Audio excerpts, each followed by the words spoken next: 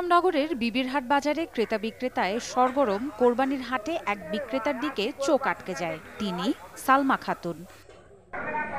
চাঁপাইনবাবগঞ্জের নাচল ইউনিয়নের ফতেপুর গ্রামের মেয়ে সালমা।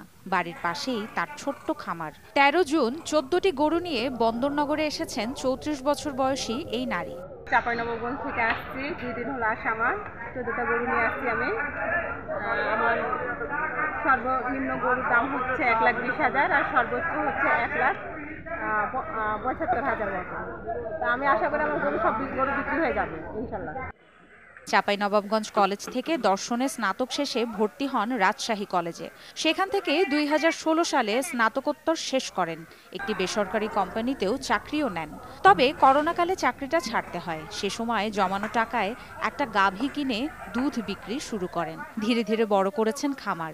২০২২ সাল থেকে কোরবানির হাটে গরু বিক্রি করছেন। এবছর প্রস্তুত করেছেন ১৪টি গরু। এভাবে হাটে গরুর বিক্রির প্রসঙ্গে জানতে চাইলে সালমা বলেন, তিনি কখনো সাহস হারান না। বাজারের অন্য ব্যাপারীরাও সালমাকে সহযোগিতা করছেন। রাত